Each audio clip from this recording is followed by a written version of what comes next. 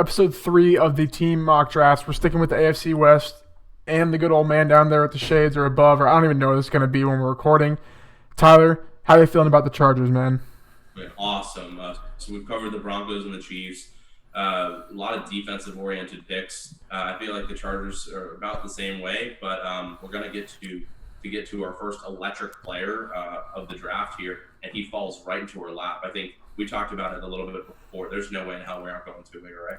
No, I think this is we've been talking about it before because I don't know if people have been watching. Obviously, they've been watching, but if you actually paid attention to the tracker, which might be hard because it moved by pretty quick. Tua's been falling.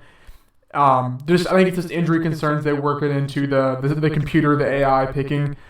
But yeah, I think, to be honest, I don't want to say we can predict what's going to be happening, but I think that Herbert, if there was like a bet, I think Herbert there's a better chance he goes ahead of Tua just due to the circumstances. I know everyone's saying that, but I don't think the Dolphins are in a position to take a risk at this high of a pick. When you said it yourself, with Fitzpatrick, as a Dolphin fan, they're going to go Herbert. I mean, mainly because of what's coming out. They've said that they like the Herbert interview more. They like Herbert's film a lot more.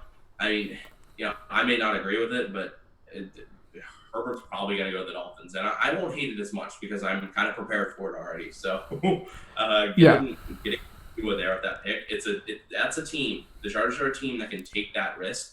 Obviously, Tyrod Taylor he was the bridge to Baker. He was quite effective in Buffalo for some years. He's still a decent quarterback, and I like that pick for the Chargers going and establishing the quarterback. Yeah, I think so. We look at this pick here. The Chargers, as much as they had the 6th pick in the draft, so like automatically you'd think they're not a very good team. Their team is good. They just got Chris Harris. He's going to be on paper their cornerback 3, but he'll probably be the best graded corner on their team. They still have Casey Hayward. They still have the Iowa guy that now his name's slipping me. Josh Jackson. No, that was not him. No, it's shit. Oh my gosh, I know exactly. Who It'll come to us. Act like we know what name we just said. Their O-line. I think this is where we need to go with it. I think we need to go O-line here, preferably an interior guy. To me, it's Cesar Ruiz. We can look. Cesar Ruiz, if you don't know who it is, he can play center and guard. So he's still the best center. So if we go center, we go him. I just think he's so much better than the guards that are listed there. Oh, yeah. And I see zero reason why not to slide him over to guard too. That's rough. You guys seeing what we're seeing. If you guys watch the Chiefs video, my best guy on that board right there is Kinley and Sternberg, who are both guys we're talking about in like the 4th, 5th round. I mean, so if you're sitting here with this pick, transition a center to guard or keep him at center and maybe adjust your line. Cesar Ruiz is definitely a guy who I really, really like right now. Yeah, and I think that they just got Trey Turner, too, in a beautiful trade, Russell Okung for Trey Turner. They went in and got Brian Bulaga. If they go Tua, they're going to have to protect him. Obviously, if he's injured, you got to protect him. So you just need to build that up. I think we can sort of talk about it here. I see J.K. Dobbins there, and I get where people are coming from a fantasy perspective, that they got Austin Eckler re-signed. He is the running back 1 on the team. Yes, but he always was the running back on the team last year. Melvin Gordon still saw more work. Is kind of how I look at this. So I do think the Chargers are going to come out with a running back in the draft. Yeah. Hey, J.K. Dobbins here is a great value. Mm-hmm. I think they still can grab offensive weapons to kind of just help themselves. I mean, obviously, we look at their talent on the offensive end. It's elite. Mike Wallace is really good receiver, just not like fantasy wise, but like as an overall NFL receiver, he's very solid for a team. As a deep threat, stretch the defense. Keenan Allen's he's elite. He's an elite wide receiver, and obviously the running game could be touched up. But I would much rather touch up the running game now and then get a wide receiver / maybe a tight end to complement Hunter Henry later than get falling behind on the running backs. Because obviously we did that last video for the Chiefs, and there's not much sitting around. Teams start snagging them up in the 3rd or 4th round. So I'm plenty okay with Dobbins here. For sure. And I think that's where we got to go. And then I think revisit the tight end, I think, is a one position that Hunter Henry's on a franchise tag that I think we should revisit here. Yeah, like we said, Chargers are in a great spot. As much as they just had – they're just in the gap where they had a sort of retool, not rebuild. And I think there's plenty of teams like the Lions, even the Dolphins, now they're retooling because they rebuilt through free agency. So I think they're in a great spot here. Obviously, Cam Akers is there, but I think they need to get that ground and pound guy more so to Dobbins. So I think we had a good pick there.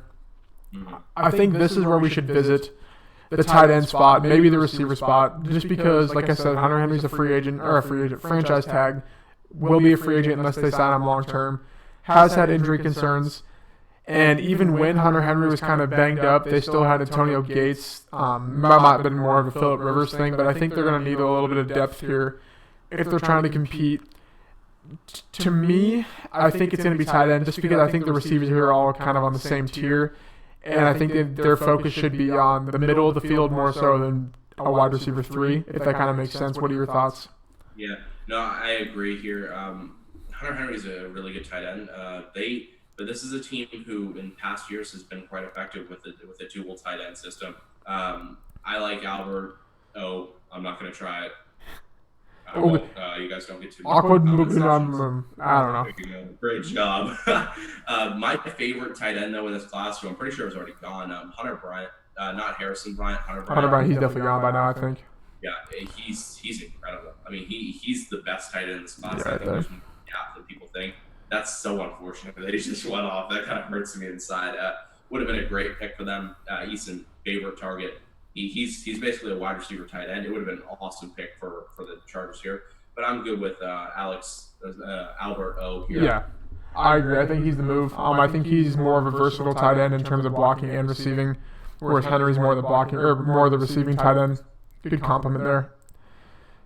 100%. Now what we're kind of wanting to look at is seeing if there's any value here. We kind of touched up the needs.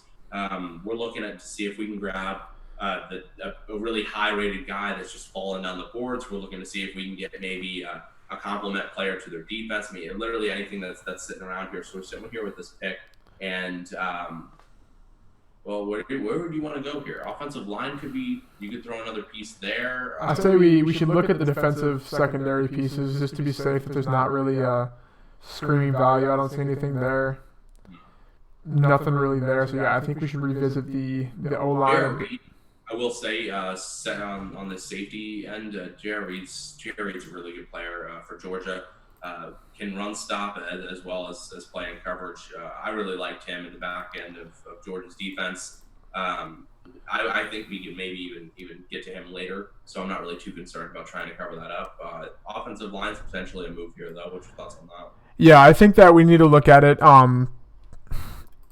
I don't know which direction to go because I think that getting the center guard Cesar Ruiz kind of opens up the room for maybe how they want to go now. I think you could say, or however you kind of want to call it here. I don't want my screen to turn yellow on the left side here. I think that we go Sadiq Charles personally. I think that he stood out last year in LSU. Every single player did. So we've been saying that. We're going to say it the whole time.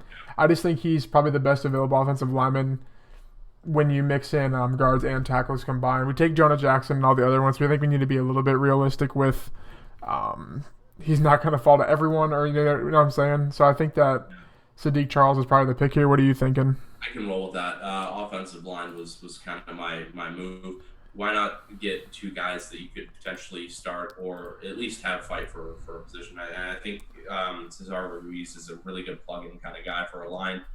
Throwing a guy like him as well, it's going to help. You have the offensive line kind of covered. And again, at this point, we feel like we've gotten all of our bases touched. Now we're just kind of looking for value. Is J.R. Reed still available? I don't think he is, unfortunately.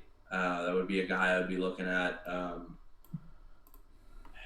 Looking at it, I like we covered tight end. I like Joe Reed. I mean, we talked about him in the Bronco video, I'm pretty sure. Yep. We mentioned him about how I really like him as a talent. He's the best wide receiver there, at least in my opinion, by a good distance. Very electric in the Florida game. In the Florida game, he was everywhere. This guy's a kick returner. He can be anywhere on the field, slot, the outside positions of wide receiver. I think he provides more. He's more of a more versatile Mike Wallace, where like you can get him in the return game, you can get him in the slot. Whereas Mike Wallace is more just an outside receiver who can stretch the field. Joe Reed can do anything for an offense because he was forced into a position where he had to be. Virginia didn't have a lot of threats for for Bryce Perkins. Perkins, damn it, dude. Yeah, Bryce Perkins. Yeah, so they didn't have a lot of threats for him, and Joe Reed was incredibly leaned on. I really like him as the pick here. Your opinion differ at all? Or? No, I think we can go him for sure. Also, it's Mike Williams, not Mike Wallace. But I was just gonna let you roll with it because you were crushing it. Yeah, I think wide receiver three. We're tired. Wide receiver three is definitely a spot that they should address here. Yeah. Depending on who it is, I'm not gonna say if it's a good early or late, whatever the case may be. I think it's our final pick here. Yep. So I think we should just kind of try and find value like we have been doing. Don't know necessarily. They have a cornerback listed as a team need. However, I don't know if that's the true case, but we can look here if there's anyone that kind of sticks out to you. Yeah, I may reestablish offensive line here.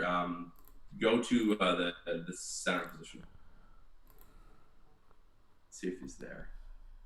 No. Oh yeah, there he is. Calvin Thurmond, Oregon center. Wasn't great last year. There's a lot more hype on him, and it's kind of just crashing down the boards a bit. But I mean, he can play on multiple positions on the line. Again, we're looking for versatility for that.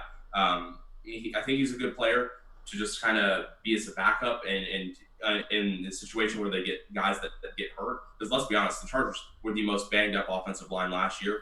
He's a versatile guy where if you need him to play a guard position, you need him to play center. Stick him on tackle if you're that desperate. He's a really great backup that could potentially be rolled into an actual starting position for a team. Yeah, I think that whatever they have on their board, I think they're just going to build up the O-line like we said. We got Tua, we got Cesar Ruiz, we got Sadiq Charles, they now have Trey Turner. They have Brian Bulaga. So I think they have lots of options. They can go there for sure. So I think it's a good pick to end it off here. For sure, we'll zoom. I don't think we have another pick. Just I don't want to miss one. They may, but they may not. We're not Boom. sure. So, there it is. Overall, I think the Chargers are in a great spot to not fall off in terms of being a contender again in the AFC West next year. I know the Chiefs are there, but I think now that there's 7 teams, if the season happens, 7 teams going to the playoffs, I think the Chargers, if they can get the Tyrod and Tua combo, work into or not even play Tua, whatever the case may be, build up that O-line that's already good. You have weapons. Add a Melvin Gordon-like running back. Because, come on, Justin Jackson's not it. As much as we want to build him up as a sleeper, it's not him. It's got to be a Moss, a Dillon, a Dobbins, Mike Warren, whatever the case may be. And then just getting that second tight end, I think, is huge because they could easily just trade Hunter Henry in the middle of the season if they like what they see with the tight end and then just save some cap space. So I think overall, what do you think for the Chargers before we end it off? Yeah, I've pointed out one giant thing in each draft that I think was an absolutely incredible move for them. And in this one, the Chargers getting versatile offensive linemen was the biggest move for them. Obviously, the Tua pick is great, but when we look at what they were able to establish with, Cesar Ruiz is a mobile guy on an offensive line where he can play multiple positions. Thurmond, even though as a backup, can do that and be a great guy to step in and kind of back up any player on that line. So do Charles get a tackle, but you also get a guard out of him. So versatile line was huge. I think that was a necessity for the Chargers. I mean, there was a reason they were not effective last year. Is their offensive line was just falling apart all season. It was like a nice roast that's just pulling apart every time a defensive end came after them. I felt really bad in all honesty, but that's going to help the running game too. If you have mobile guys that can play a lot of positions, you fill in the holes that you had. J.K. Dobbins can be starting to be effective. Austin Eckler can be effective still. They're still a running team that functions off of multiple backs. So J.K. Dobbins is still going to be a vital role here. I really like what they did to help their offensive line a lot, though. That's what's screaming out to me.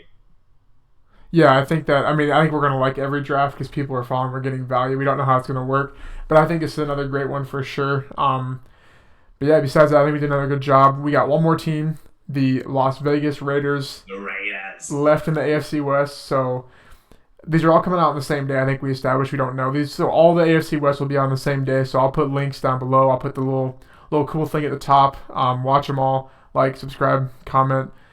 Discord link down below. Early access to all our mock drafts. And then for Lukas and Tyler, we're out of here.